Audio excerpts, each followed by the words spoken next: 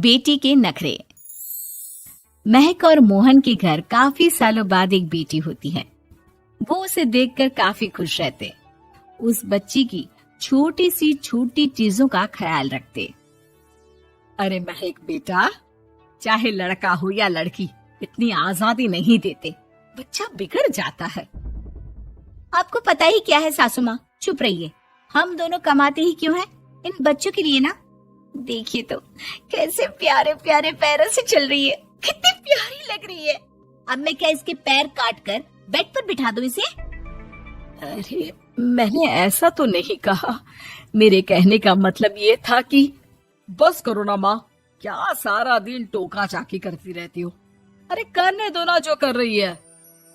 दोनों मियाँ बीवी अपने अपने काम में लग जाते हैं और सास मंदिर चली जाती है, लेकिन बेटी सौम्या घर में तेल का डिब्बा लेकर फैला देती है।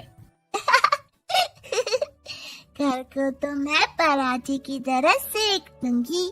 मैंने सारा तेल फैला दिया, अब मैं इसे सेक दूंगी। महक कमरे में आती है जहाँ सारे तरफ तेल ही तेल फैला हुआ होता है।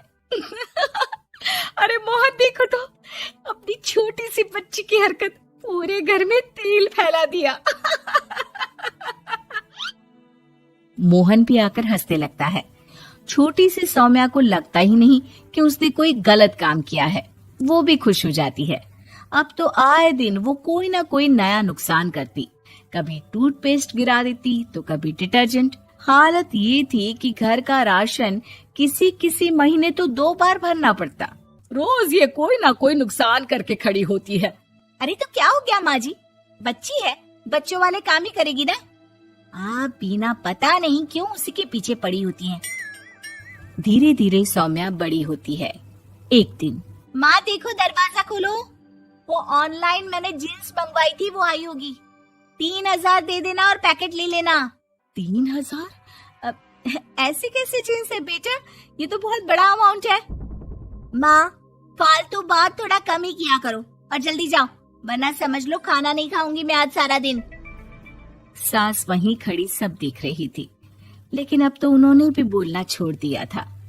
अब तो आए दिन सौम्या के खर्चे बढ़ते ही जा रहे थे, कभी महंगी ड्रेस तो कभी दोस्तों के साथ पार्टी। पैसे दे दो तो ठीक, ना दो तो घर में कलेश। ये सब तुम्हारे ही कारण हुआ है। देख रही हो कैसी हरकतें हो रही है इसकी। रात के 8 बज गए हैं, लेकिन महारानी जी घर पर है ही नहीं। तभी सौम्या पड़ोस के लड़की के साथ वहाँ आती है। ओके बाय रोहन, कल फिर मिलेंगे, लव यू। ये क्या हरकत है सौम्या, आज तो तुमने हद ही पार कर दी। पापा कब से परेशान है, और ये लड़का कौन है? तभी पास खड़ी सास बोलती है, देखो महक, आज तक मैंने कहा नहीं था, लेकिन मैं आज कहूंगी, क्योंकि ये मेरे घर का मामला है। मैं नहीं चाहती कि मेरे बेटे का खानदान खराब हो या फिर कोई हम लोगों के घर के लिए बात करे। जाओ इसे ऊपर कमरे में छोड़ाओ, इससे कल बात करेंगे। मॉम देखो ना दादी क्या बोल रही है, चुप कराओ ना इनको, जैसे हमेशा करा देती हो। महक को अपनी गलती का एहसास हो रहा था, वो चुपचाप खड़ी होती है। मोहन बेटी को अच्छे से कमरे में सुलाकर माँ के पास आता है। देखो ये लड़का ठीक नहीं है, अब तुम लोग इसकी शादी करवा दो, ससुराल वाले अपने आप देख लेंगे। शादी के बाद जिम्मेदारी पड़ेगी तो सब ठीक हो जाएगा। शादी अभी तो 25 की है ये। तो क्या 50 तक बैठाओगी? नहीं नहीं, ठीक कह रही है माँ, इसके लिए जल्दी से कोई लड़का देखता हूँ। अगले रोज सौम्या खाने के टेबल पर, मैं आप लोगों को बता देती हूँ, मैं रोहन से प्यार करती हूँ और उसी से शादी करूंगी। रोहन? वही ना सक्सेना का लड़का, वो सक्सेना जो पिछले महीने ही जेल से छूट कर आया है। वो जेल नहीं, काम के सिलसिले में अमेरिका गए थे।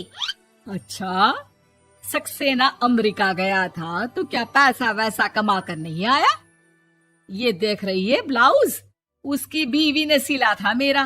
पैसे की कमी का रोना रो रही थी, पति को कोस रही थी कि जुआ खेलते पुलिस ने पकड़ा और लगी लगाई नौकरी भी छूट गई। दादी कुछ भी मत बोलो, दादी को चुप कराओ ना। दादी जो बोल रही है ठीक बोल रही है, तेरे पापा ने तुझे देखने के लिए लड़के वालों को कल बुलाया है, समझी? अगली रोज लड़के वाले सौम्या को देखने आते हैं और उसकी शादी मयंक से हो जाती है। शादी के बाद सौम्या मायके आती है। वाह माँ, कितनी अच्छी शादी कराई है आप लोगों ने मेरी। लेकिन मुझे कुछ दिन और यहाँ रहना है। अरे बेटी, ये तेरा ही तो घर है, जितनी मर्जी रह। और क्या, दमाजी कैसे है?